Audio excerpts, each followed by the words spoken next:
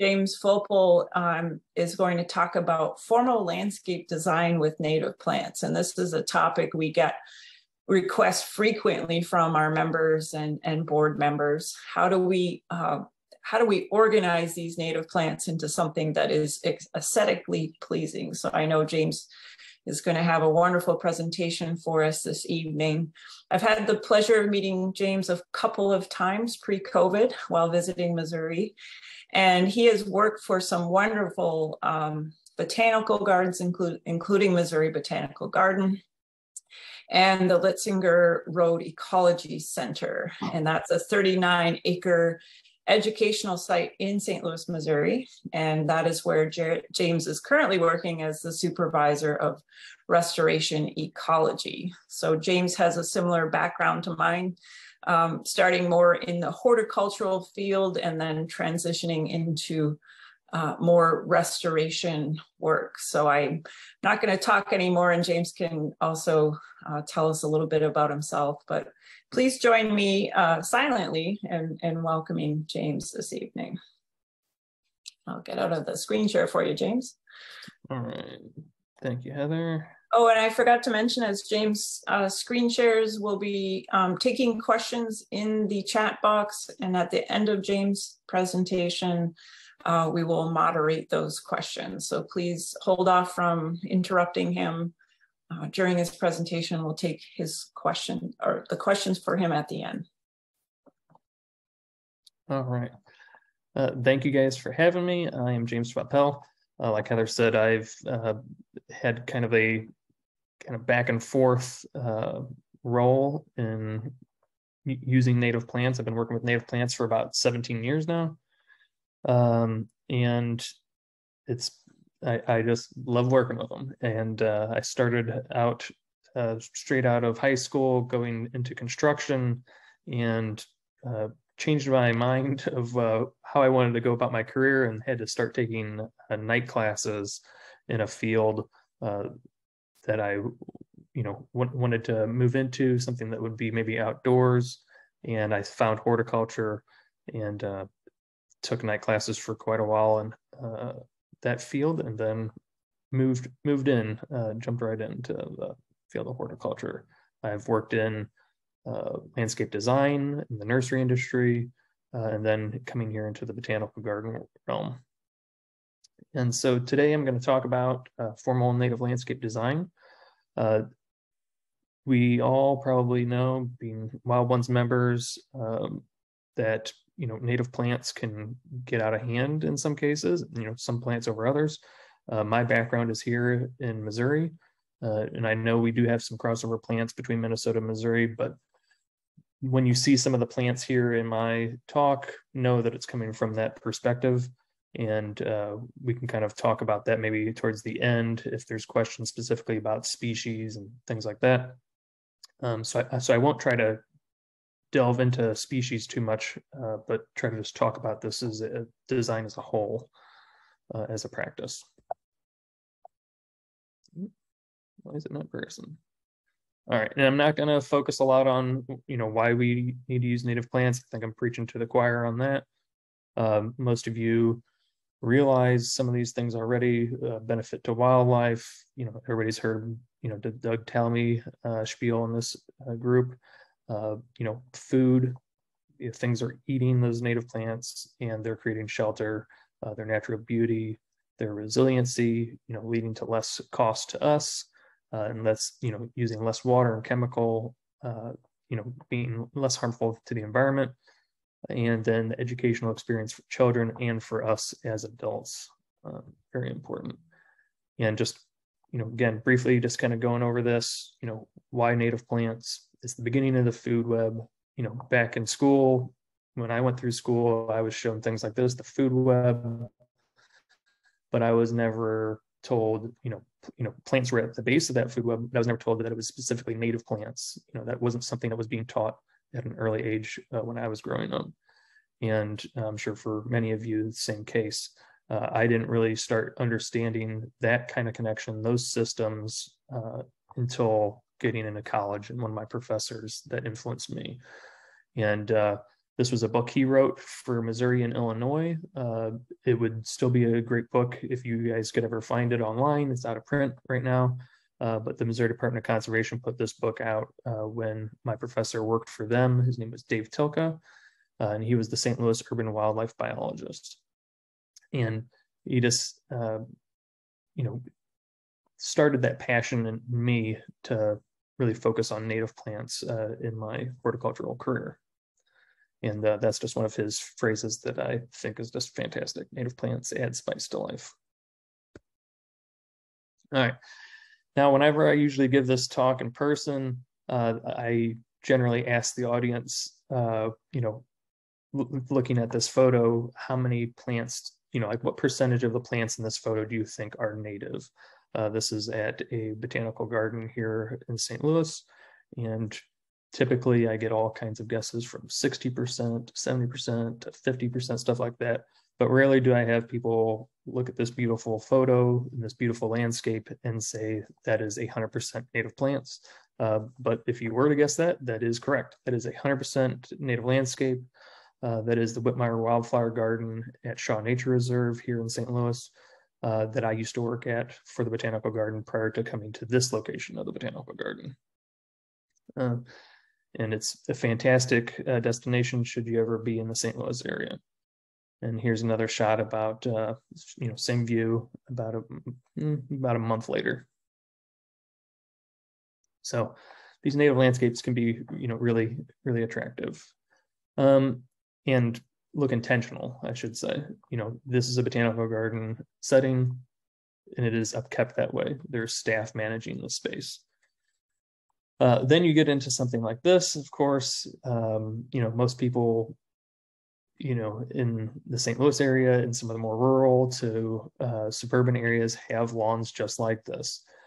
This, of course, isn't the typical kind of landscape that we as Wild Ones members want, nor is like the general public, as they start learning about native plants, do they desire this? But this is what is, kind of very commonplace in America and is seen as normal. And so trying to change that perspective through design and making it more ecologically beneficial, because what we're looking at right now is pretty much plastic. Might as well be artificial turf, truthfully. And then there's the other swing the other way of, maybe going a little too far. I think this is very beautiful. Are your neighbors going to think this is beautiful? That could be, up to the, the eye of the beholder. But in most cases, this is not something that is considered desirable to the general public. And, this leading out to the road, again, I think it's very beautiful, but this could, to many, many people, look like a patch of weeds.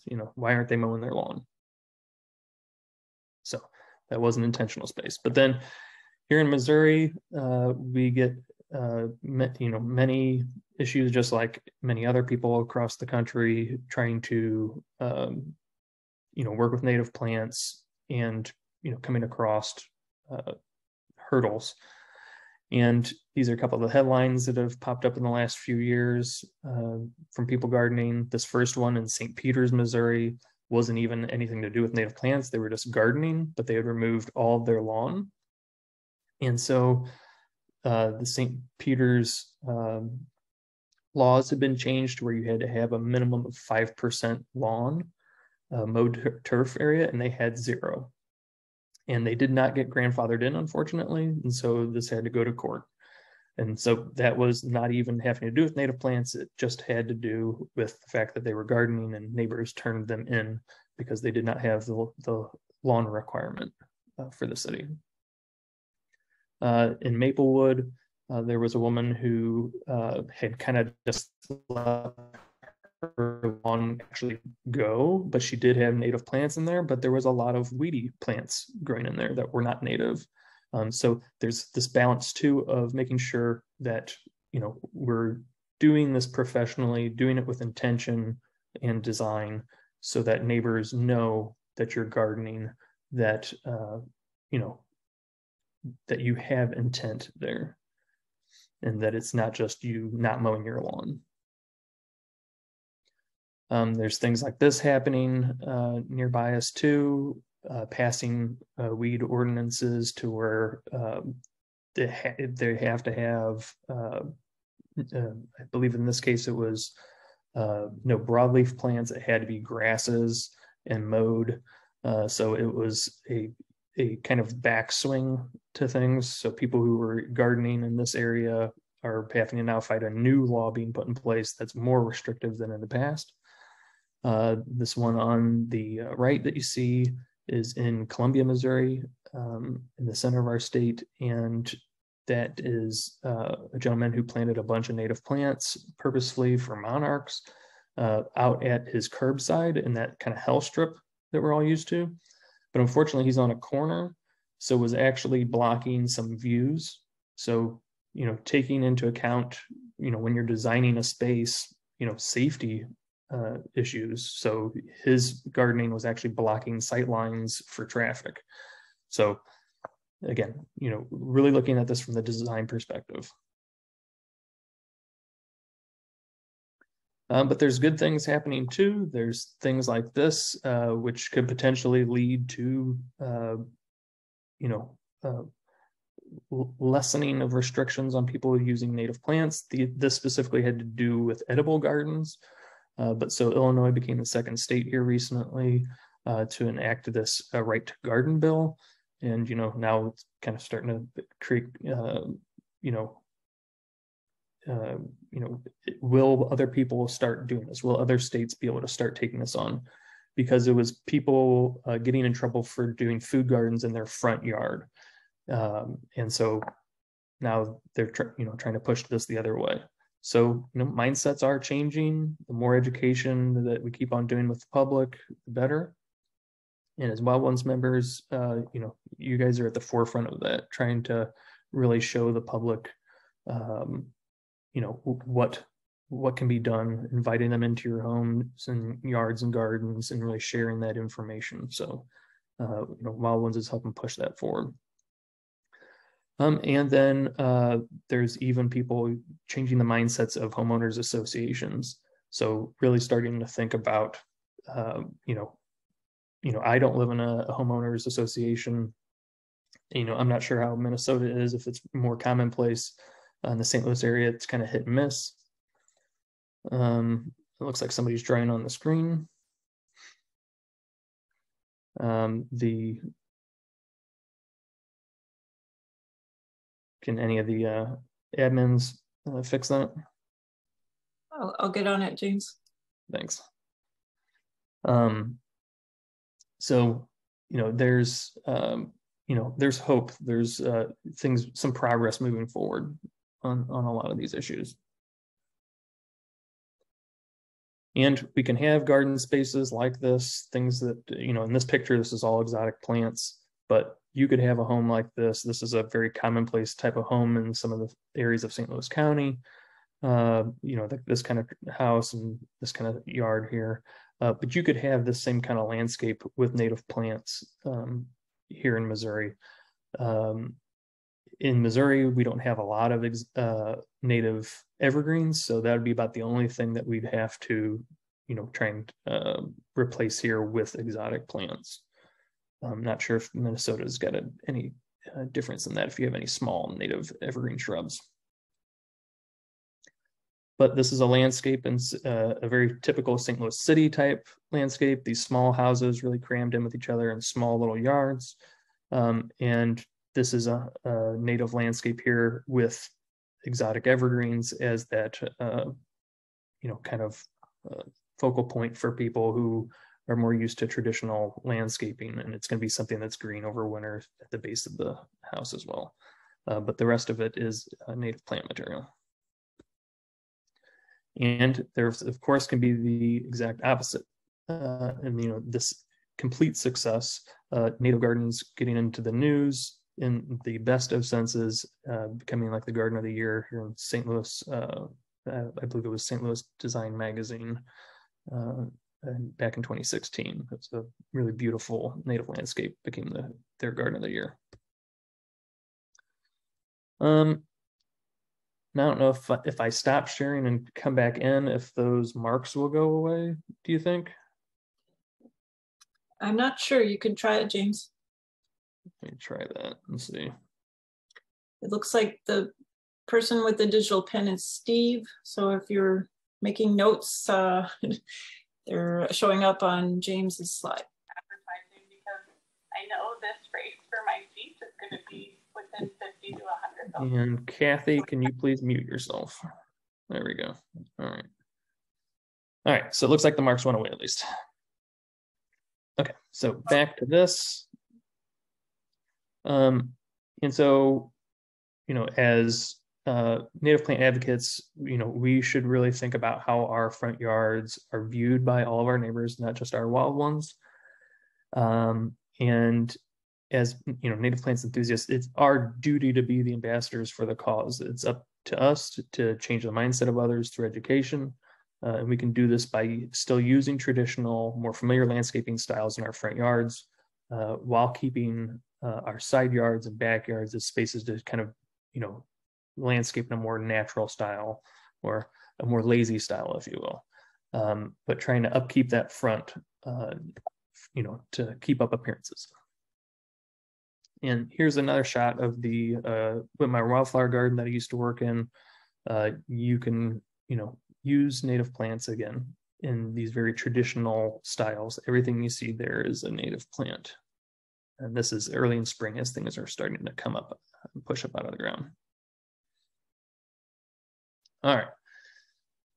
So designing your formal native garden, you know, how do you accomplish this before thinking about the wildlife aspect, which many of us, of course, are doing? This is, you know, why so many people are using native plants. You know, before you think about the wildlife, you need to think about the space and how you would use it for your family to enjoy, and, you know, and maintain that structural visual aesthetic. So, you know, basically trying to forget about the fact that they're native plants for a moment. You know, think about it from that traditional perspective of how am I using this space? Just try and think about it from that when you're very beginning. And so in that sense, just like how any landscape designer or architect is going to really look at the space, they're going to drop to the basics for that very beginning of the planning phase. So they're going to be looking at things like the sun and the shade of the site, soil conditions, you know, are there shallow tree roots or walnut roots in there? Not just, you know, what type of soil is it, but they're also going to be looking at moisture, downspouts and water movement, you know, so where are things likely to get eroded out, or where do we need to catch water and hold on to it, you know, such as like a rain garden, something like that. The topography, the wind conditions can affect what kind of plants you're going to be able to plant. The views, whether you're wanting to block or keep certain views visible. And then existing features and utilities, you know, calling dig right. I'm not sure if that's the same, you know, I'm not sure if that's a national thing or not, but dig right for us is the number that you would call to have all your utilities marked. You want to make sure that you're definitely thinking about your utilities, like sewers, things like that when planting. You don't want to plant a tree right on top of that stuff, or you don't want to get a shovel or any kind of other equipment cutting through wires, pipes, etc. Ease of access to water. I can't tell you how many times I see gardens fail or become like really weedy because in their first couple years they didn't get water because they were planted out by the street where you have to connect two hoses together, and it's a real pain to get water to it. Think about your space and how you're going to be able to take care of it. Okay, so making sure you have access to water for your space. If you have dogs or kids, you know, these plants are not steppable. You know, there is not a lot of good native plants that are for walking areas. They cannot take, you know, constant traffic. So if you have a dog that loves to like run the fence line, or if you have kids, you need to make sure that you're, you know, keeping spaces still for them. Taking inventory of existing vegetation, and I put this little bit in there too, is, you know, You don't have to, rip out all your non-native ornamentals immediately and start from scratch.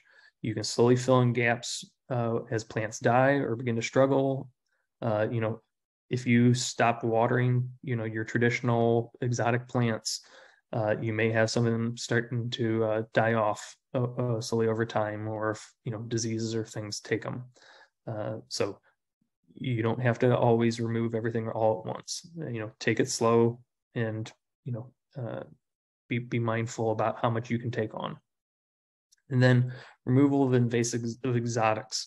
I am, fine with you keeping some exotic plants, but if it's an exotic plant that is going to be invasive in your region, please remove it, just so it's not spreading into other people's yards or natural areas near you. And a big key of this whole process too in your planting phase is communicating with your neighbors. Letting your neighbors know what you're doing, letting them know if you're going to be putting a garden right next to their house, or putting a rain garden, close to their property. A lot of people love putting gardens near the edges of their properties so they can still have their green spaces and walkways in the middle of their yard. So especially if you're getting close to your neighbors, make sure you're communicating with them. But more Wild Ones members, this is important. We're trying to communicate with the public. We're trying to change mindsets. Make sure you're talking with your neighbors and letting them know what you're doing. There's ways that you can communicate through Facebook groups like that, or like Nextdoor as well, trying to talk about what you're planning on doing. All right. So you've gotten all like the planning stuff out of the way, just the bare basics, and you're ready to start thinking about, the layouts, the actual design of your garden. So, I'm, going to suggest that in this part of it, you are thinking about it from the perspective of, all the non-living things that are going to be in your garden space. Again, looking at how you're going to use the space. So, lawn areas. So maintaining and keeping lawn areas are going to be important in these more traditional landscapes to keep up appearances, to show that it's intentional. And at least in our region, there is nothing that beats, fescue as a turf, as a walking space, unfortunately. It can take the abuse, and as long as it's mowed, it's not going to be spreading out and becoming invasive. If you have some like the creeping fescues and things like that, that's a different story.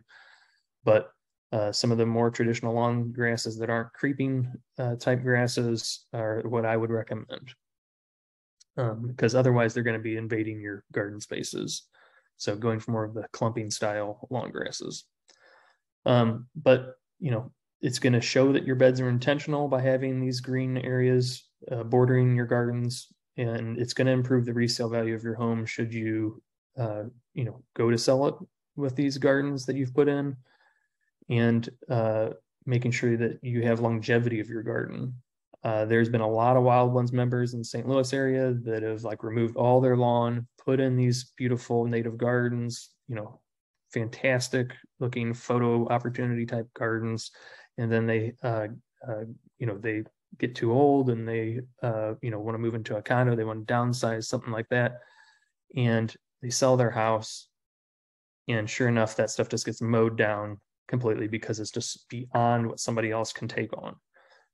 Or they just thought it was weeds. The realtor just thought, the lawn wasn't getting mowed. So make sure that you are keeping some green spaces in there. It's going to show intent, these lawn spaces. This is at the Chicago Botanic Garden in one of their prairie garden areas. Just look at that. That you can tell that's intentional by having that lawn walkway in there. It does not look like it is this big overgrown, unkept area. It's very intentional looking. Somebody's maintaining that space. And so a good way to visualize your bed outlines to, show where grass is going to be versus the beds is to lay out a hose and step back and kind of move it around. And you can use spray paint, flags, etc. once you've found that spot, and then, pull up the hose, that kind of thing. But it's a great way to like really visualize out ahead of time what the space is going to look like. Making sure that you're looking from inside your house out. So like, and if you're spending most of your time inside your house looking out, your dining room window or your living room window, look out into your space that you're going to garden. Make sure you're not going to be blocking any views, and design in spaces and elements that you'll be able to see from the inside of your house. So, don't forget about that important step. That how is it going to be viewed, not just from inside your, from inside your garden, from inside your house, or out from the street, things like that. Make sure you're looking at it from all the different perspectives. And then again, start slow. Don't make more beds than you think you're going to be able to handle. Kill off small portions of your lawn at a time to start planting. All right, and then other things in this floor level of design, not just the lawn and the bed borders. We're talking about your hardscapes, so your patios, walkways, etc. And I highly recommend using natural stone when doing this native kind of design style, because it just looks more natural instead of concrete. It can be more expensive. There are more kind of like roughened concrete stones out there that are going to be cheaper, that look a little bit more natural, like they're aged or weathered, so things like that. But natural stones, going to look the best in my opinion, but it can be pretty pricey.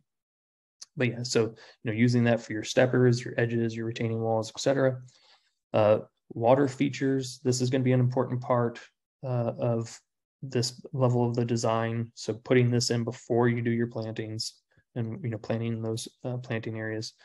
And then again, your edging of beds, maybe to like an outside space, so something like a stone edging or a split rail fence, something like that. So these are all things to consider in that floor level of design. So this is a little rough sketch of an area that wouldn't be planted yet. It's just designing out your space of how you would access it. So you have this lawn area, you're planting up against the fence, you put a bench in there, you put a pond in. Those are those hardscapes that you want to use in that space. But how do you access those things to use them? You're going to need a walkway, so you're not stepping on your plants. And walkways are also going to help make it easy for you to weed and maintain your space. So make sure you don't forget about walkways for just even accessing for weeding. Here's a Wild Ones home here in St. Louis. They got the walkway going right up to the house there in front of that bench, and then a little stone step into the garden. This was a really nice element, I thought. This is more of a gravel native bed out in Colorado at a location of the Denver Botanic Garden. And they were edging the front of the path with these stones to show, where the garden begins, and trying to keep people from stepping into the garden space. And I really liked that tumbled effect. They had, of course, the little gravel mulch for these really dry living species. But that kind of style edging could be used in any kind of garden. Here at the Chicago Botanic, again, and to show, closer up how they kept the prairie in check from the mowed space, they were having a brick edging there that kept the mowed turf separate from the prairie grasses. And so that shows a lot of intent, and it makes it a lot easier for them to maintain the lawn area. There's all kinds of edgings you can use, especially if you got a gravel walk path going through your garden. There's those kind of metal and plastic edgings that you can put in to keep your gravel from going in, or if it's a mulch walkway, same thing. Just another shot of that. And then there's other ways that you can edge areas. Here at the Ecology Center, we created a wall with our volunteers that was a back of bed. And you'll see from some future shots here how this was keeping it, but we had the mowed space in the background here, and we wanted to make sure that we had the mowed area not going into our garden area. So not only is it being an edging of the lawn, it's also being a backdrop. And that's it being under construction in the snow. It's really cool in the snow. And like I mentioned, water features too. You need to be thinking about water features in this early part of the planning. If you want to have that water element, typically we're talking ponds and bird baths, things like that. This is a bubbling boulder, and wanted to show you too that not bubbling boulders aren't just for like birds and things like that, but even other types of animals need access to water, such as this box turtle coming in for a drink. And the fact that the water is elevated allows for the turtle to have easy access to that. All right.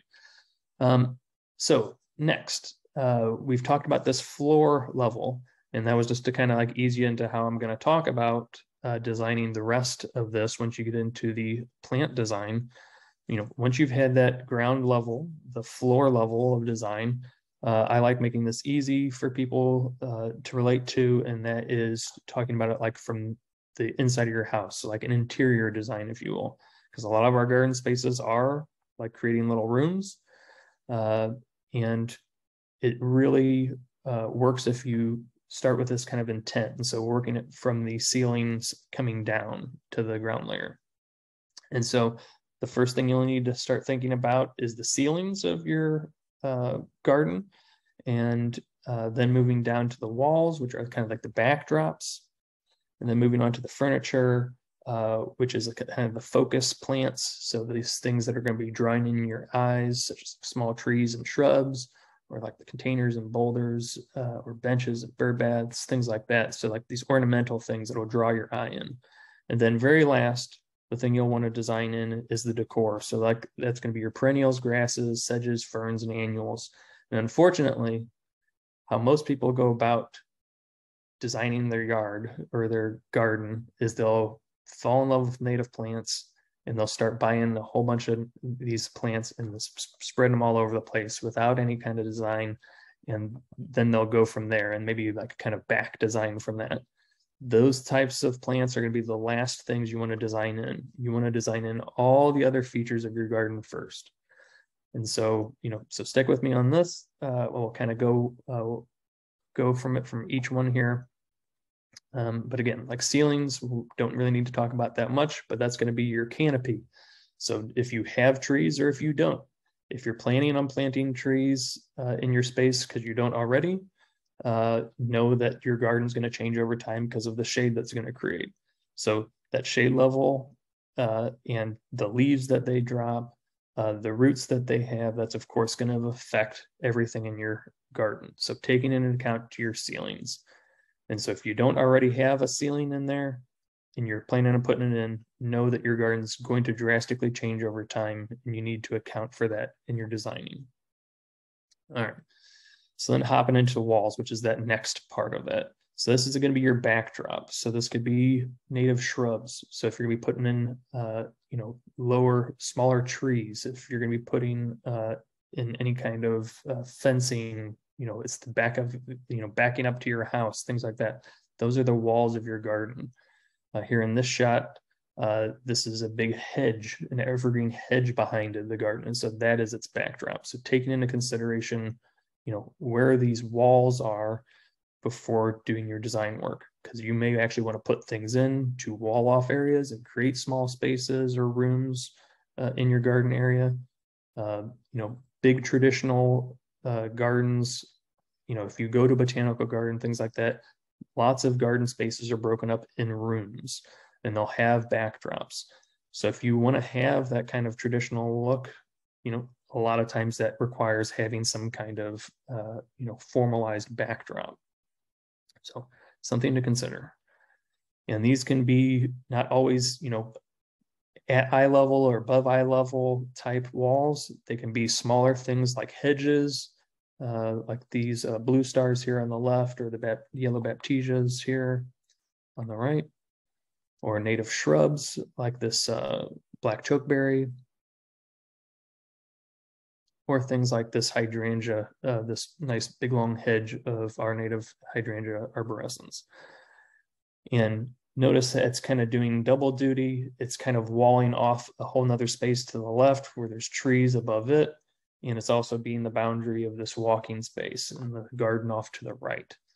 So it's not really a backdrop necessarily to the garden, but it's kind of walling off and creating a more intimate space from the left side of this garden area. This is the Missouri Botanical Garden, and then allowing for the woodland garden to the right to exist in a more intimate space. This was a tiny little room, if you will, at Shaw Nature Reserve in the Wildflower Garden that I worked in. This was a backdrop of a really tall selection of purple coneflower. It was a native selection, but it got to be very tall. It was just there from Shaw Nature Reserve, and I cultivated it. And then Joe Pye weed on the right. And so it just kind of created an intimate little space leading up to that bubbling boulder that you saw earlier with the box turtle. And it was just a small little garden space. You couldn't see beyond it too much. You could see over the purple coneflower if you were standing there, but the Joe Pye weed was tall enough to kind of block your view. And so it was just really kind of drawing you in up to the bubbling boulder and creating a nice little intimate space. So really thinking about the backdrops and ways to use them and use them as guides even. Here's that wall that I was mentioning here at the Ecology Center that we did with logs that we had some trees that were coming down purposefully. They were safety hazards here on site. There were some hazard trees that had to come down. And instead of having them haul off or chip all that wood up, we wanted to use it, repurpose it in some way. And we thought this would be a good style of using that wood and letting it decay over time and still be food and habitat for wildlife. And so it's being used as a border for this pacra bed and breaking up and creating that garden space, and then allowing for the lawn area behind it. And we even had a path that broke through that out to the lawn area. We'll be growing vines up and over that trellis next year. All right, so that's just to give you an idea of what I'm talking about with walls and kind of enclosing your spaces. And the next is like the furniture. So like these pieces that are going to be the focal of your garden. So small understory trees like the serviceberry or red buckeye, things that are going to draw your eye. They're going to have a prominent place, a featured place in the garden space. Containers can be a perfect example of this as well, really drawing your eye to them, big colorful containers, and you can use native plants in them, like this field horsetail or the prairie dock and rose verbena there, and some native grasses I had in there, and I am blanking on the Coreopsis at the moment, but is just a nice combination of plants within that container. So like these big containers can house native plants and be that focal point for you.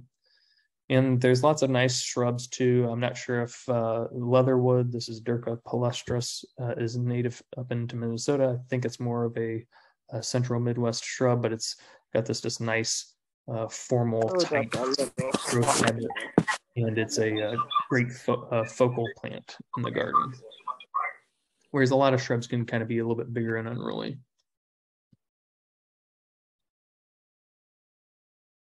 All right.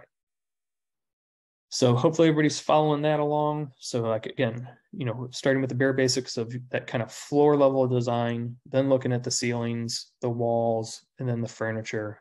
And then what everybody's always excited about the most is the decor, the decorations, how you're going to decorate this space. And that is these herbaceous herbaceous plants that die back over winter.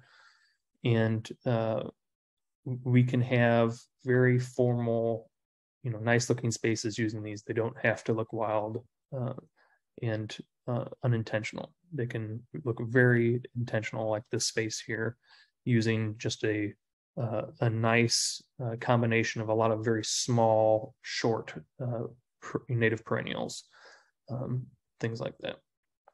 So when it comes to this decor layer of design, I recommend two styles that are probably what's most talked about in design, and that's massed plantings and mixed plantings.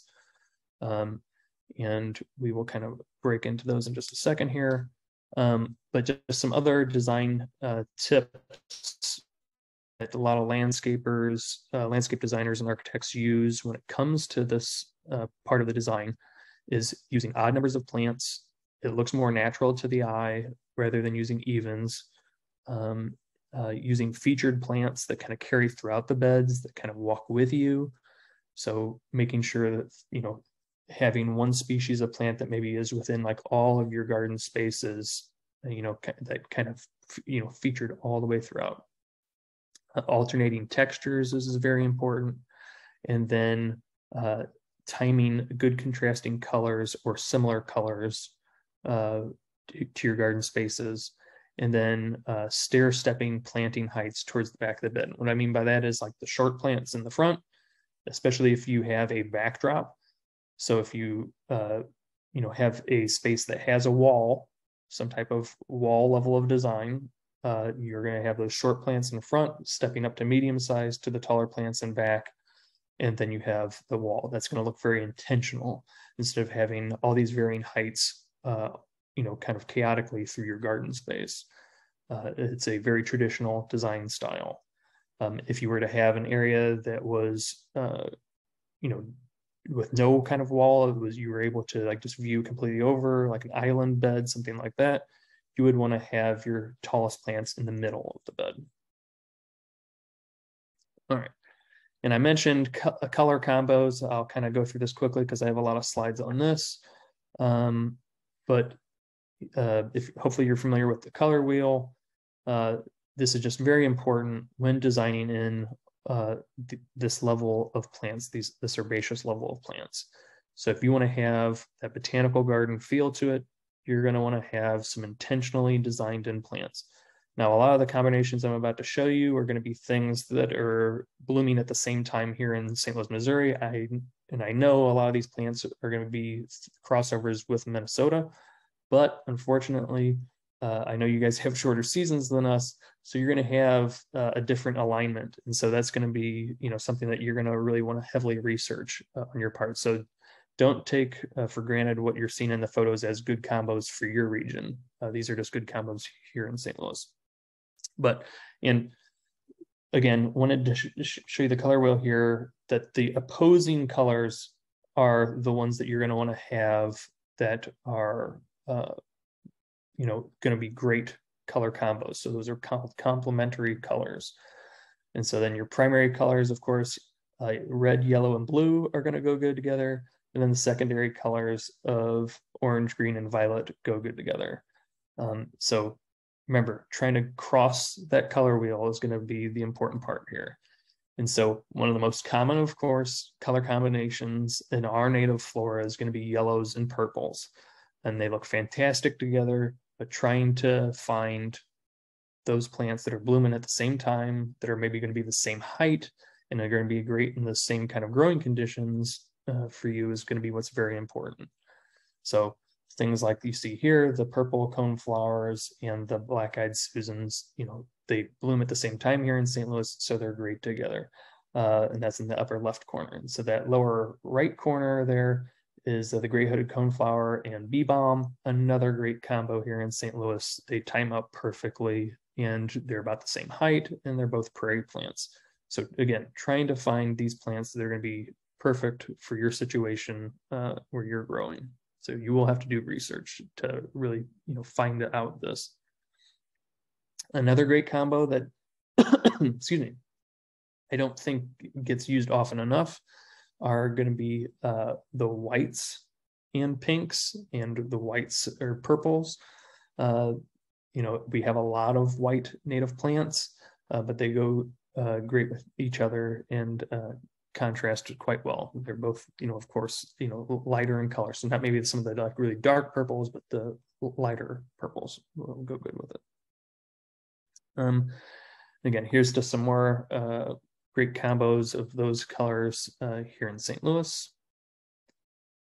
And if anybody has any questions about these later at the end, I can always come back to them if anybody had any specific plant questions. But so I can kind of, you know, some phlox and pachyra there, Baptisia and Zizia, Baptisia and phlox, pilosa there, the blue stars and the blue Baptisias and Zizias here, they time out really well in St. Louis.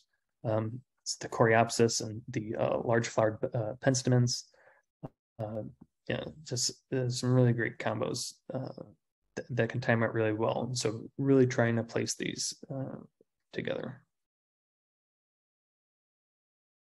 All right. And thinking about plants too that have really long bloom periods. This is the Woodland Coreopsis here on the left, and it's got a really long bloom period here in St. Louis, as well as Texas Green Eyes and Garden Phlox.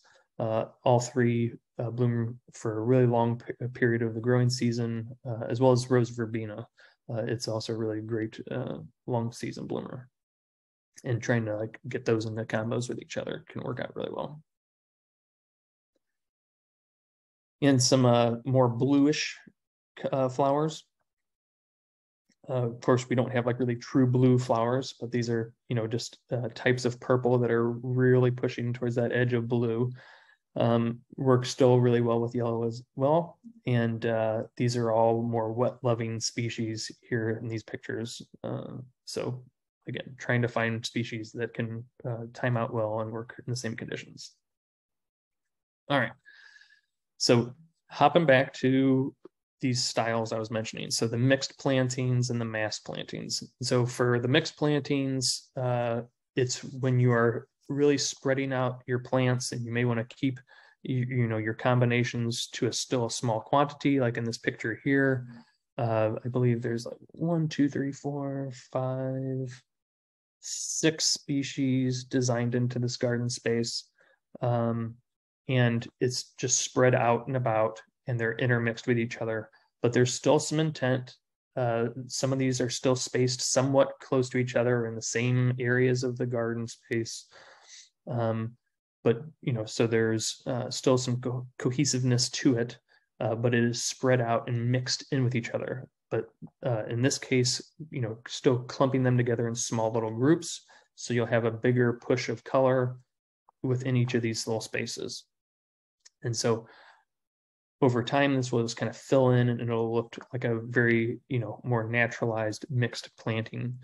And mixed plantings can also be a part of like this other type of planting style that you might have heard of before if you get around a lot, and that's called the matrix planting.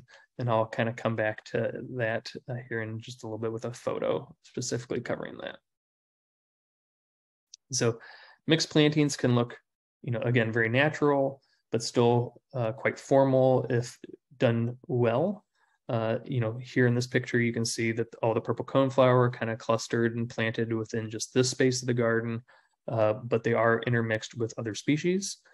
And then you can see some of the yellow coreopsis here are kind of spread out throughout the garden, but still planted in small clumps along with all these other species. So it is mixed, but it is, you know, still more naturalized, but it does look very much more traditional and works in front of this business here in St. Louis.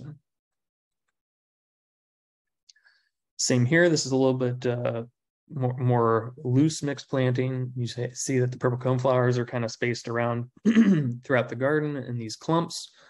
But you know, this isn't the tightest. This is a pretty new garden space with lots of spacing in between. Over time, some of these plants are going to seed around unless they're weeded out.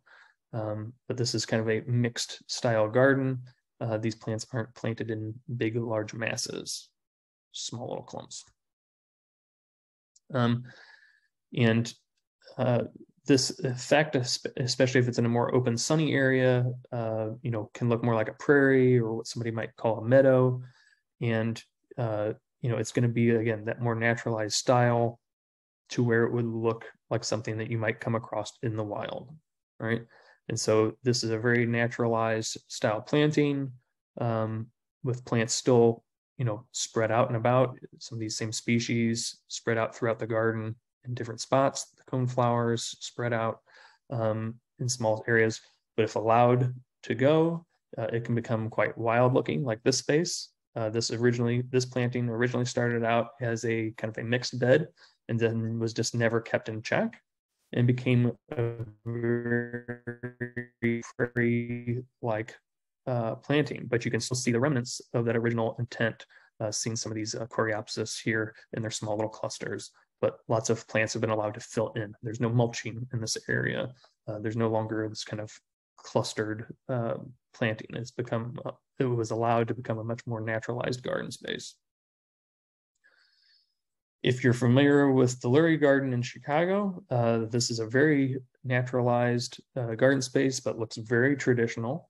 And that's because it's hedged by this nice, crisp, clipped evergreen hedge. And then it is managed as this prairie style or meadow style garden space. These plants are not allowed to like move around and become naturalized in here. There are a bunch of horticulturists that come through and make sure all these plants are in check and in their original design space every year. And it is very intentional looking, but still has a natural effect. But this is a perfect example of a mixed style planting. Of course, this is on a very large scale, the dramatic background, but a very famous one, of course. All right. Start picking up the pace here a little bit. So mixed plantings can be interchanged with other styles as well. This has got a boxwood hedge here in the middle and then a sedge front border, but then there was a mix of prairie plants put in behind it. So a very formal front border and then a more prairie stylized backdrop behind it. And this style again can work really well in narrow spaces and look very naturalized, but still very traditional. All right, and then I talked about a matrix planting, and typically this is used for when somebody is using a plant, more as like a filler or a green mulch, or like a themed plant, if you will, that is kind of a dominant plant within your planting.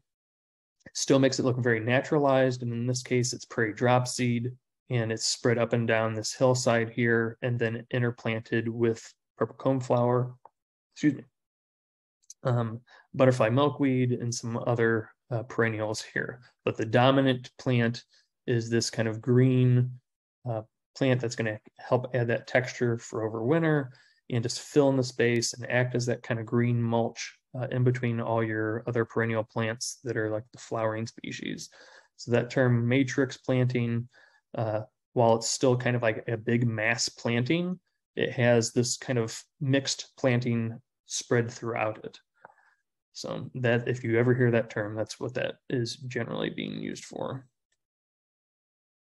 And I wouldn't be a very good ecologist if I didn't talk about, we're still looking at using these plants for wildlife, right? And I've talked about trying to use a mix of color and a mix of texture, to the plants that you select, but also thinking about, the plants that are going to be blooming throughout the entire season, having food for wildlife throughout the entire year, especially if you're very interested in pollinators. So having that bloom period throughout the entire year is an important thing to remember while still doing this design element. So trying to pick things that are going to be blooming together, matching in color at that same time period, but having that last throughout the year. And so this is how kind of the St. Louis, Missouri kind of timeline plays out if you're familiar with all these species. But know that there's probably a very good selection like this for your region as well that I'm sure you can find. But really thinking about it from all the different aspects of the seasons. With us having a little bit longer growing season than you guys, we have to almost break up spring and summer into two groups if you want to have consistent blooming. We don't have a lot of plants that will really bloom for all of spring or all of summer. We really have to break it up into smaller groups. All right. Some downsides to these mixed plantings is, it can be really hard to know what a weed is unless you've kept track of all that you've planted. These mixed plantings allow for a lot more species to be planted in a small place and allow for you to have that good bloom time throughout the entire year. But it really can let you get overwhelmed with how many plants you put in, and it can be just really hard for you to keep track of what's growing. If you have a matrix planting and have something that's in between all of your perennials, kind of being that green mulch, that's fantastic. But if you're doing it from the perspective of having small little clumps here and there, and then you have mulch in between, you're going to have a lot of seedlings popping up in between, right? You're going to have a lot of things to keep track of, and you may not know what's popping up, if it was a weed or if it was one of your perennials spreading. So, you know, it's just a common mistake for us to be kind of bitten with that bug, the native plant bug, and just fall down that rabbit hole, and you just start buying one of everything. When I first got into it, I did that in my backyard. I bought like just one of everything to start experimenting. But it really gave me some problems down the road, and I had to really redesign my whole backyard. But, you know, it's not a problem, is it? You know, being addicted to native plants and buying all these things, you know, it's a great hobby. It's a healthy hobby, in my opinion. But remember, it can be a problem with your design and your original intent. But if you're going to have these mixed beds, remember, try to keep the different species counts to a minimum. It's going to help you from it looking weedy to the untrained eye, and it's going to show that intent again, and it's going to help you with weed identification. But of course, this style works great for smaller garden areas because it's easier for you to kind of manage in there. Now we're going to get into mass plantings, and that you need a lot bigger space a lot of times if you want to have a lot of species, because you're planting these big masses of these plants. You know, here we have about 6 species, but this is going to be a very large bed to accommodate those 6 species. In those photos I showed you earlier of the wildflower garden, we have lots of naturalized areas of the wildflower garden, but this is the more traditional section of the wildflower garden. And these are just big masses that are planted in there with sedges and pachyra and fleabane, salvias. And so these are just big swaths, and it looks very traditional, like what you might expect from a botanical garden, right? But there's some downsides to having this kind of garden. We'll get to those, but you know, it can look very, you know, very intentful, right? And it can look very artistic, but you need some large spaces. You look at this bed and you can see that there's just a handful of species, whereas if you were trying to plant a mixed planting, you could, you know, have so many species filling that spot and, you know, attracting so many different types of wildlife. But this, again, looks very formalized and very artistic. And there's also a little too much. This was a garden in Ohio. I'm blanking on the name of the botanical garden, but they had this giant swath of purple coneflower. Amazing when it's in bloom, but this is going to look pretty bad once those plants aren't in bloom. This is going to be the sea of green, and towards the end of summer, they're going to be like some really crispy looking leaves right within this, and this is going to be a big patch of it. But the pollinators were all over this space because it was a big billboard to the pollinators saying, come here. It's, you know, we've got the resources for you at this moment. So these big mass plantings can attract in a lot of wildlife for you. Whereas a mixed planting, you know, if you only have a couple milkweeds in your planting, you might not get a monarch showing up. I see that all the time on Facebook. Like, oh, I've not seen a monarch on my milkweed yet, but they've only had one milkweed. It's very hard for a monarch to, you know, expend the energy to come to your one milkweed plant. If there was a whole, you know, suite of milkweeds, they were going to come to that over your one. So know that masses do have benefits to wildlife, and especially in attracting them in. But there's going to be some downsides to having too many of one plant.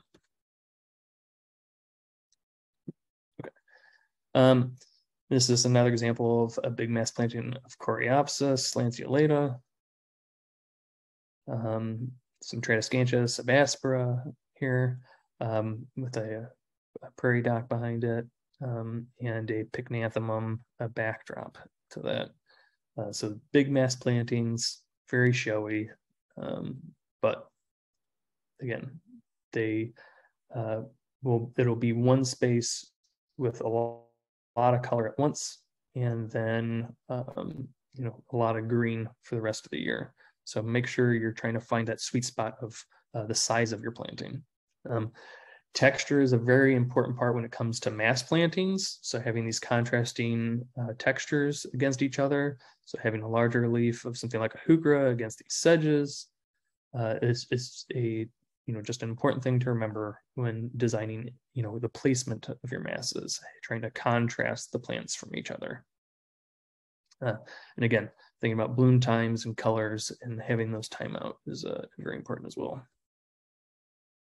Just a couple more shots here of texture difference, some sensitive fern against Pennsylvania sedge, against Pacra here. Just, a great combo right across the board there. Some broadleaf plants in the background and the foreground of the sedge. Yeah. All right, so some other downsides with mass plantings are the weeds move in easily because these are a big mass and there might not be things filling in between. So you might have a lot of bare patches in between your plants. And so weeds can easily come in. And I can tell you that all of the mass plantings at the Wildflower Garden were so much more maintenance and time consuming than any of our mixed plantings because of that fact. You would have a kind of more naturalized green mulch in mixed plantings if you would start allowing them to spread about. When it comes to a mass planting, you're going to have lots of holes. The flip side of that is that they do stand out quickly, so you can kind of go in and spot those weeds and pull them out easily. Things like deer can put a big problem on your planting. If it's a big mass planting, they can come in and just devour one whole plant and you have a big bare spot. Or if there's a voracious caterpillar that comes in and just knocks it out and makes an area, kind of unpleasant looking, even though that's what we are intending is for these, insects and animals to come use these plants. It can be detrimental to a mass planting. Taller mass plantings also can be a problem with flopping over because they don't have that natural support that they evolve with in like a more prairie setting with other types of plants with sturdier stems, kind of helping hold them up. And again, you need a large area to garden in this style. So that can be detrimental to a lot of people. And I just want to show you a quick jump in a garden planting from scratch at the Missouri Botanical Garden that one of my coworkers, Tyler, did, and I was able to watch it as a progression. He planted in a mass planting style. You can see that there is not other species kind of intermixed. These are just big masses. And you can kind of see how it fills in over time. It looks very formalized. There's Tyler there. And of course, thinking about your design and how it's going to be perceived in wintertime as well, and looking at all that vegetation, and it's gorgeous even in winter. All right. One thing I like to try and recommend too for this kind of front yard stylized gardening is maybe thinking about a transition style. If you want to have more species in your front yard, out by the front walk, you could have a more traditionalized garden space, maybe some exotic plants like some boxwoods or knockout roses, things that aren't invasive, that people are used to and familiar with, but it's something that can kind of just, allow for it to be seen as this traditional yard. They'll be walking by and see these plants they're familiar with, and then they look back and they see these mass plantings of beautiful native plants. And then closer to the house, it's been transitioned to more mixed style planting bed. And you have a lot more species up near here. Think of that as an idea for your front yard as well. It can just kind of let the eyes ease into it. And I just mentioned a little bit about fall and winter with Tyler's planting. So don't forget to design in fall and winter interest into your garden beds. It's something that gets overlooked a lot because it's just not the time of year many people are planting. Most people tend to plant in the spring, but fall is a great time to plant, but you might not be able to have all the plants. You might not be able to find all the plants that you're interested in at that point in time because the nurseries have been kind of hit throughout the season. But it is a good time of year to plant. But again, most people aren't really thinking about the fall colors when designing. So trying to get contrasting colors and things like that in your garden beds. And things like fruit too. All right, I'm gonna try and wrap this up here. How to, how do you know what plants to use in your space? Going to local wild areas near you, seeing, where they grow naturally, knowing the soil conditions, things like that, can really help you, know what is, right for your region. So looking at it from more like the county level, to your city to county level, or then starting to kind of go out from there regionally. Don't necessarily think about it from the state perspective. Minnesota is a big state, so from the northern part of the state to the southern part of the state, there's going to be totally different plants that you should be using. For climate conditions to what types of wildlife are using those plants. And these are some resources for here locally in St. Louis. And I want to mention that I am not a purist in any way, and it probably behooves a lot of us to not talk to the general public in such a sense, because a lot of people can get turned off, from that our way or is the only way kind of thing.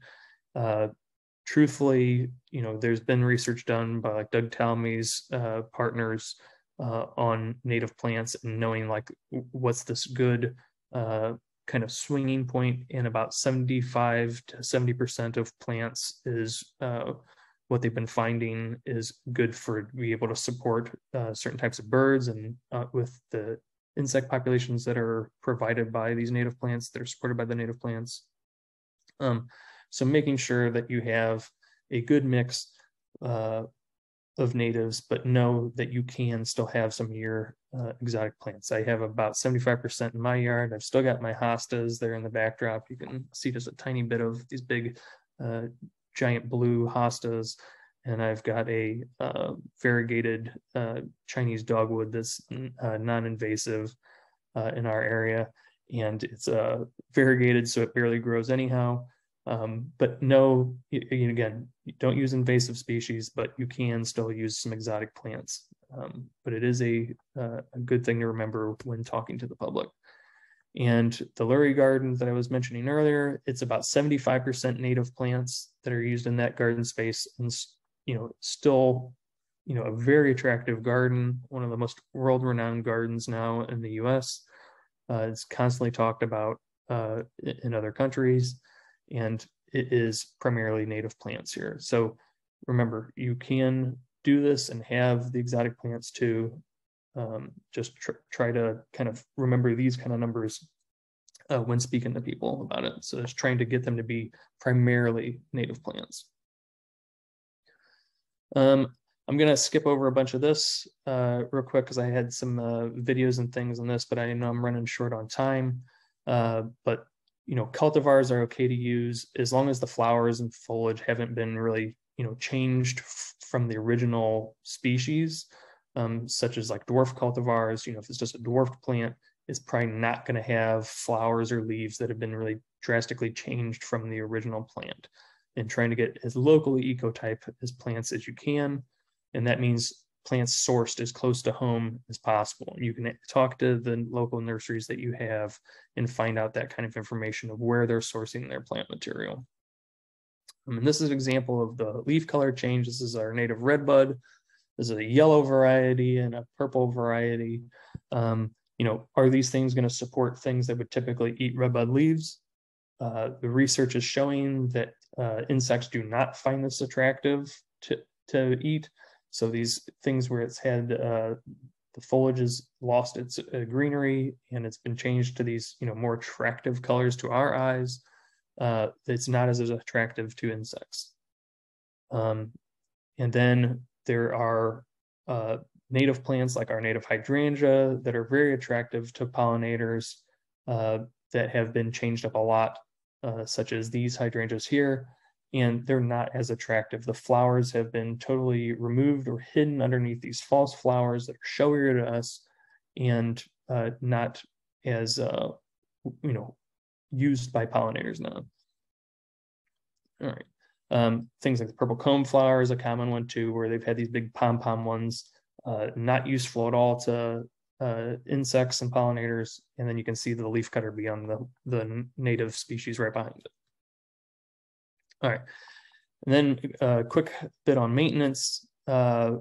Yes, you still have to do maintenance in your garden, especially if you're wanting to do a traditional stylized garden space. There is going to be maintenance. Native plants have just really been misleadingly sold over the years as like this no maintenance style of gardening. That's just not true whatsoever. If anything, native plants can sometimes be more work than exotic plants, because a lot of these exotic plants are, like I said earlier, like almost like plastic. Like there's some of them that don't have any kind of maintenance that you need to do to them. They're just not useful. But some of these native plants, whereas you may not be needing to use chemicals or water them as much, things like that, you may have to just be weeding them out more often because they're more aggressive than others. And it can take a bit of an education to learn how to use native plants. I mean, it is a lot more challenging, I think, for people getting into native plants. It's such a much larger learning curve than traditional stylized gardening, whereas you can just plant this boxwood, put some mulch around it, and they call it done, aside from the couple of trimmings they do each year. But when you use native plants, there is this step of maintenance if you want to have it still looking more kept. So know that there is going to be maintenance involved in a more traditional stylized garden space with native plants. There's going to be some plants that are going to need less than others, and that's a learning curve. Like you finding out, is this plant one that's going to move around? That's going to take a bit of research. And so there is those extra steps to that. You know, you'll still have to weed, especially if you're doing these mass plantings, as I was mentioning earlier. I loved this working with Carex ebarnia. It's a fantastic little ground cover, but I constantly had to weed this plant because it's not aggressive at all. It would just sit there and spread very, very slowly, but it made this beautiful green carpet. But I was weeding that planting bed once a week. Do you want that at home? Probably not. So, you know, learning and knowing about these plants and how to use them takes a bit of effort. All right, and so just some maintenance for the front yard versus the backyard that you have, you know, making sure that you're cleaning up brown foliage in some cases, right? You'll maybe not want the plants to look as browned up, maybe some more watering to stop that from occurring, weeding more than you might in the backyard where it's not as visible, deadheading plants so you don't get lots of seedlings and causing it to, you know, spread around your garden space. You may want to, you know, end up removing that seed source from certain plants. You know, and don't feel bad about ripping out plants that are spreading by roots, that are these colonizing plants and pushing into your other species. You know, especially if you're planting them in mass, you may have to take a shovel and try and you know, cut around them, you know, like once a year or something. The Joe Pye weed that I had earlier in the in one of the shots, and some of the Rudbeckias and the Iris, you know, they would spread out from their root systems into the other mass plantings. And to keep them in check, I would have to take a spade and just spade around them twice a year. And then keeping like some of the high visibility areas potentially mulched. You know, you may not be mulching certain areas of your yard, but you may, you know, like if it's close to the sidewalk or close to the road, something like that, you may want to just put a little bit of mulch at the edge to make it look like it's a little bit more maintained. Instead of having bare dirt, because a lot of people will think bare dirt means you're not taking care of your garden. So some things to think about. In a front yard space, cleaning up leaves quickly and, you know, leaving them in the backyard or the side yard. You know, if you allow your leaves to sit for a long period of time in a front yard space and then you go to rake them up, well, what have you allowed to happen? You've allowed a lot of insects to come into your leaf litter, and then you're then going to be raking them up, or, you know, just potentially disturbing them or opening them up to predators, things like that. So if you are going to be collecting your leaves in your front yard, you know, to keep it, you know, keep up the appearances, you need to remove those quickly and, you know, get them as they fall down. Don't let any wildlife get fooled by those sitting leaves. Heather has talked so much about, I'm sure to you guys as well, about cutting back stems of plants and allowing those open for wild, for stem nesting insects. And so you may be wanting to do that in your front yard spaces to kind of keep the heights of plants down over winter time. Cleaning up fallen limbs and debris. You may want to keep those in the backyard for wildlife, but in the front yard, it's going to look messy. Keeping a clean edge to your beds where they meet up with the turf. Don't plant suckering trees and shrubs. That's going to cause a lot of excess pruning for you, a lot more work if you plant those. And then cutting back the edges of your wild beds about 3 times a year, where it's meeting up with like a lawn area. And I'm going to show you a picture of that right now. So what I meant in this perspective is you have these wild prairie meadow areas, and then coming through and actually mowing back a section right at the edge, showing intent, showing maintenance. So you have that walkway, and then you have that mowed or kind of hedge trimmed strip, and then the prairie going out from there. It just shows maintenance instead of letting that prairie creep up all the way to the sidewalk and letting those fall into that walkway. And then you having to kind of keep trimming those back constantly. Having that mowed edge 3 times a year helps maintain that maintained look. And didn't touch on it much, but like lawn weeds, if you have your mowed lawn, of course, not using pesticides and removing the lawn weeds. There's native ones and exotic ones that can pop up in your lawn, and those are perfect for wildlife. So knowing that you're not taking those out, it's completely fine for you to do that. But trying to minimize how much you're mowing and stuff is important. Not mowing off the flowers when the pollinators are out. These are the spring beauties that bloom in spring in lawn areas. And then there's the spring beauty mining bee that is the specialist pollinator on spring beauties. So if you don't have the spring beauties, or you mowed off the flowers and you had the bees already in your yard, well, then you've just destroyed all the food resources for these specialist bees. And then allowing for bare patches in certain areas, allowing for non-compacted areas in your lawn. So trying to minimize the mowing cycles, allowing for looser soils where the spring mining bees can nest right underneath those spring beauties. Most of our bees are ground nesters, so allowing spaces, disturbed areas. This is a cellophane bee, and they'll nest in big bare patches of dirt. Having areas where the molehills and things like that have been pushed down, allowing for holes where rodents or snakes have been into for the queen bumblebees searching for nests in the spring.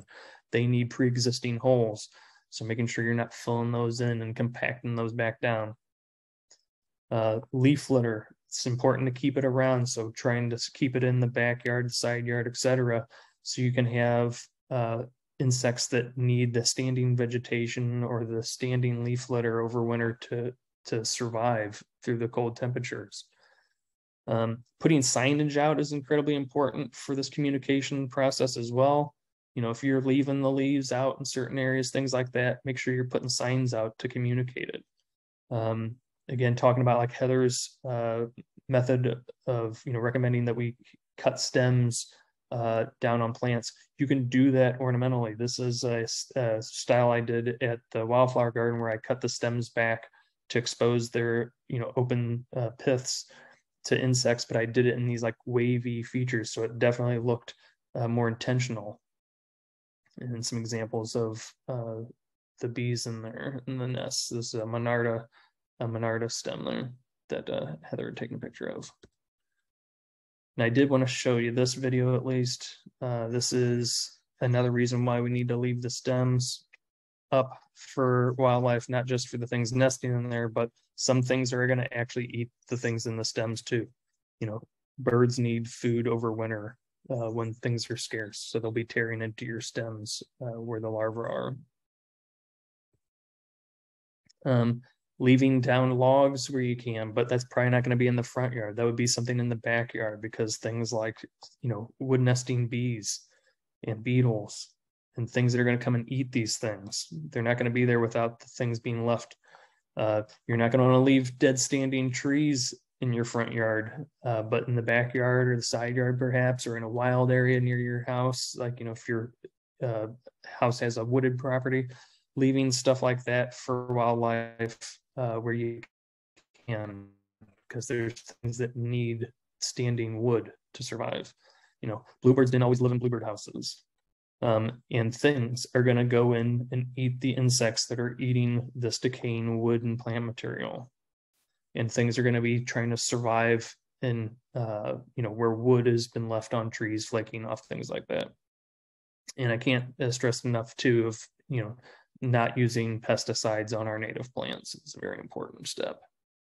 And here back to that log wall, wildlife's already, you know, not even 1 year fully in for our log wall, and there's all kinds of wildlife taking advantage of it already.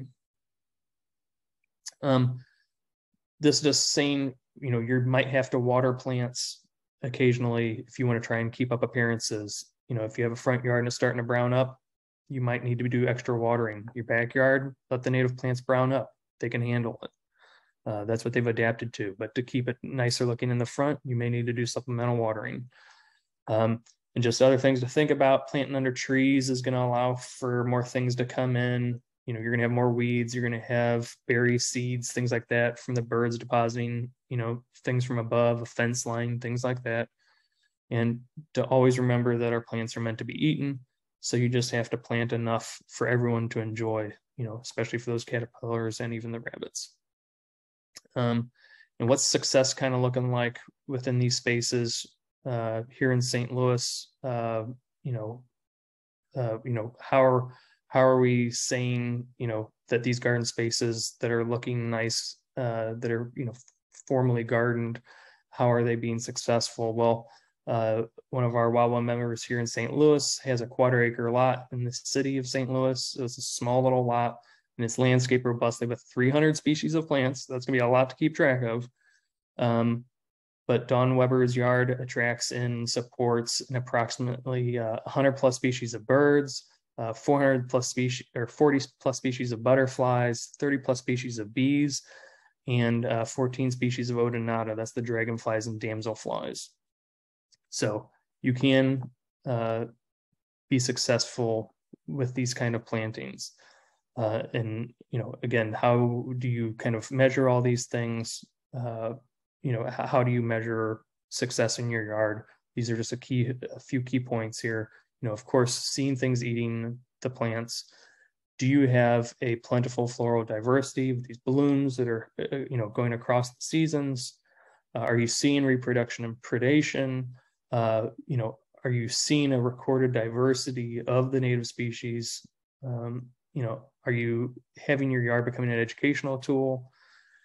Are kids, you know, playing outside more now that you have this? Are they interested? Are they becoming more interested in wildlife and outdoors, you know, because of your native plantings? That's success. You know, harvesting edibles, you know, if the squirrel, rabbits, and deer didn't eat everything on you, that's success in my opinion. And then of course, the most important, I think, for a lot of us when it comes to more the traditional stylized form is there no code enforcement staff come in or the HOA come knocking at your door. That's success in my opinion.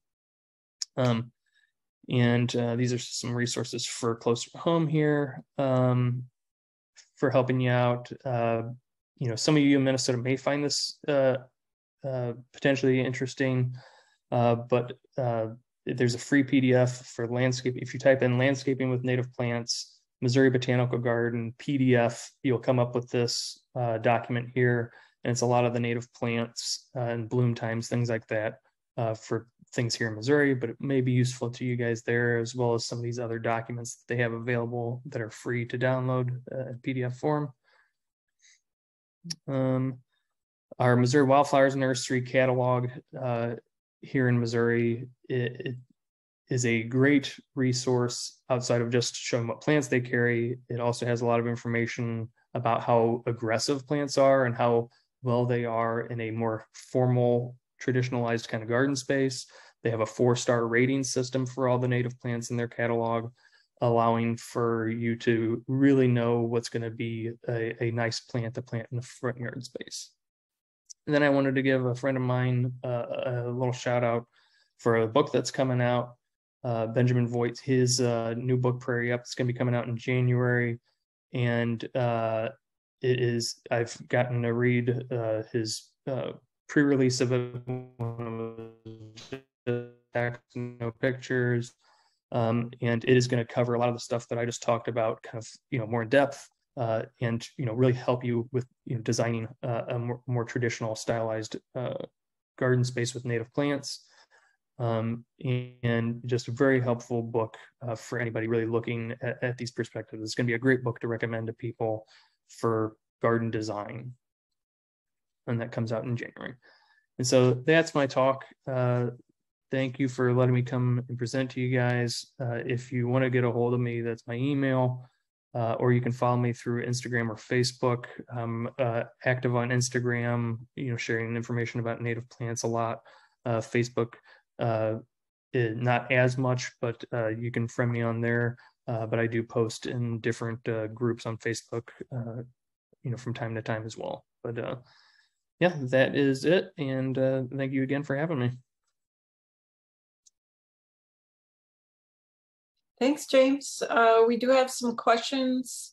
Craig has asked a bunch. So Craig, I may recommend that you can also connect with James offline, since we're evening's getting a little late. So I'll go through some of them here, and then please feel free, if that's okay with you, James, that some people can. I know I ran long. No problem. It was all wonderful content. And thank you for highlighting the specialist spring beauty bee. Mm-hmm. It's pretty uncommon here, so it's nice to see that pink pollen.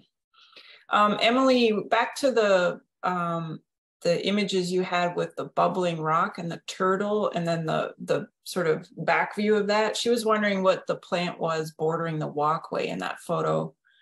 And then Craig, to tack onto that, was wondering, do you think the bubbling rock would work here in Minnesota with our shorter growing season and colder environment? How do you install one of those, and do you have to turn it off for the winter, I guess? Yeah, I'm not sure so you definitely would have to turn it off for the winter. Even in St. Louis, we would turn it off. We wouldn't drain the basin because the basin was sunk into the ground. It's quite possible that you might have to drain the basin, though, in Minnesota. And so let me answer that first question first, I guess. The plant here on the left, was that the one in question or the one in the back? It sounds like it was the one where you were showing the Joe Pye wheat and then the rock. Oh, sort of at the end of the path. I got you. So she said, what is the lower plant bordering the walkway? So those are two different heucheras. So being a native plant garden, we were trying to really showcase different species. We have 4 species of heuchera native to Missouri. And so this one on the right, I believe, was Americana. And then this one, I am blanking on the species of that one. So two different heucheras, though, that basically the 4 species that we have, 2 of them time out to bloom together, and then the other 2 bloom out to time together as well. So we put the ones here that were blooming at different times. So we would have this one blooming, and then this one would come up and bloom. So that's what those are. And yeah, and then this was the Joe Pye wheat and the purple coneflower, and then this was oak sedge over here. As far as the bubbling boulder goes, to the basin is just a large, thick plastic container that's sunken down into the ground, and then gravel laid over the top of it, and it's filled with water. It's got a penetrable surface, and it can support the center of that basin is reinforced and can support the weight of that rock and maintain that weight. And then the water comes up from the pump that's installed in the basin, pumps the water through the center, and the rock's been drilled through to let the water come up. And if you were to allow that to keep going throughout winter, more than likely, depending on the size of the rock, like this one was a very large rock, it's quite possible you might actually, crack the rock if it were to, get cold enough to freeze, which I'm sure it would in Minnesota. Do you guys know if water has to be drained out of many like small ponds in your area? Usually I think people, take off, a third of the water out of a small pond for, Yeah. And, the freezing would affect the pump as well. Yeah, exactly. And so these basins, you can find them available online. They have an access port where you can easily access the pump and remove the pump. Just unplugging that and, bringing that inside, and then potentially, removing some of the water out of the basin, if not all of it, to protect the basin itself. So we've got two St. Louis folks asking questions. Tony is wondering about green mulch for sunny location with heavy clay. And Bodie was asking about a lawn alternative in a front of a formal garden for light to medium shade. That's for St. Louis. Gotcha. So as far as the kind of green mulch planting for a sunny spot, looking towards our prairie grasses, they're going to give us that texture to plant any perennial forbs against. Excuse me. So things like prairie dropseed, little blue stem, side oats. These are the type of grasses that can do well in our St. Louis to Missouri soils. Just tried and true plants that will add that texture variation within the garden and help keep weeds out.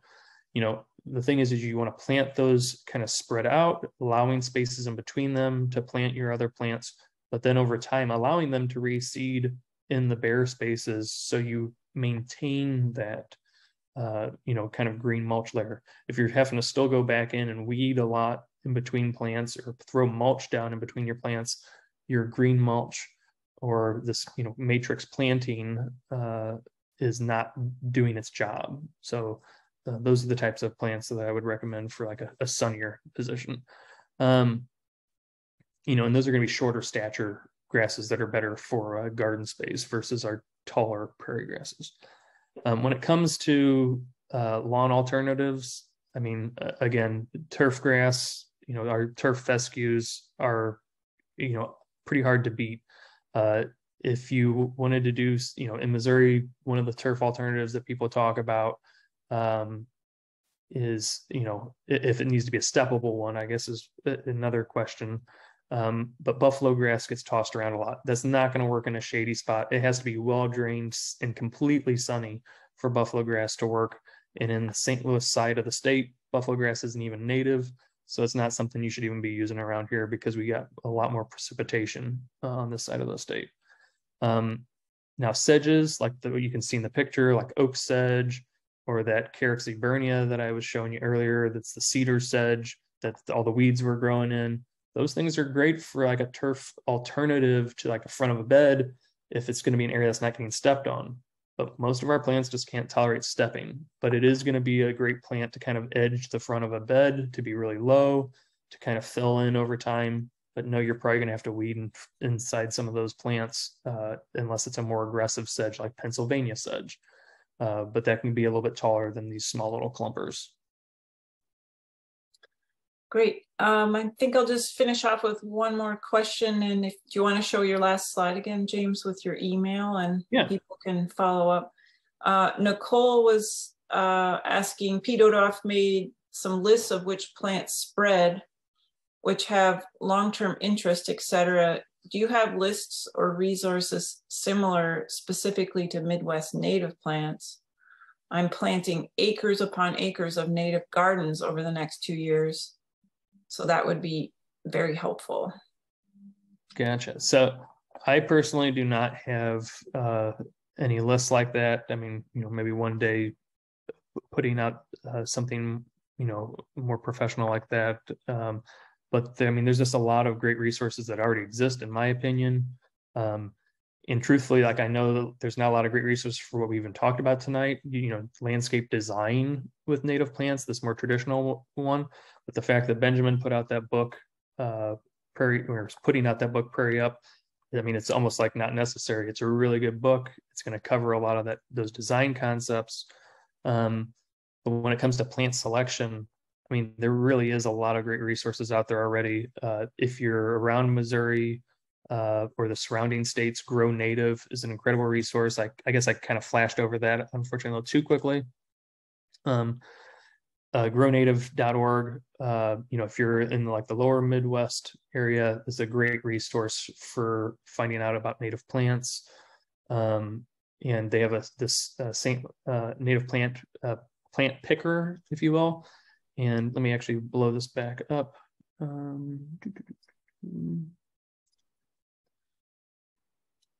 And so you can filter out for native plants by these different things. So you can go alphabetical, you can go by the type of environment, like you can see here, prairie, glade, forests, there's resources like this out there for many regions. It's just, asking around, finding somebody that knows about them.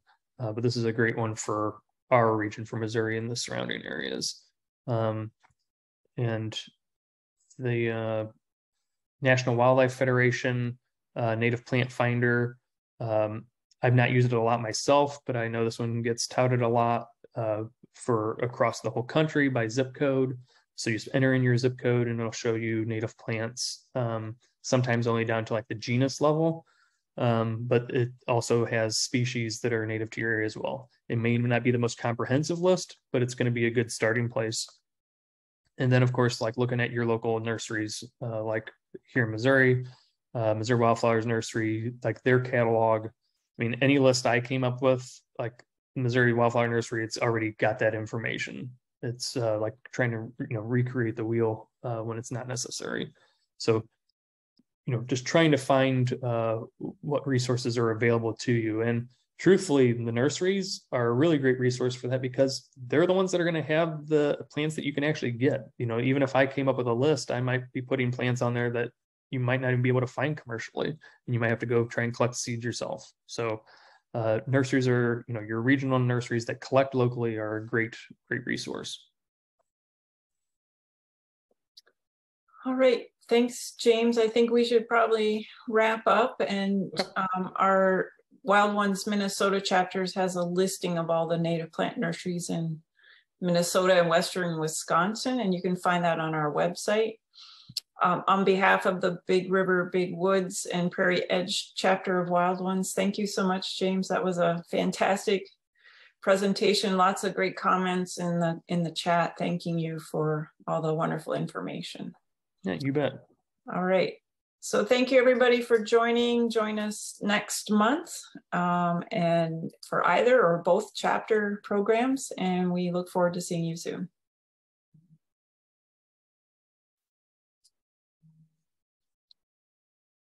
Thanks, James. That was wonderful. Thank you guys for having me. Yeah. All right. And I'll follow up with you on email. All right. Sounds good. All right. Thank Good night, you so everybody. much. Night, everybody.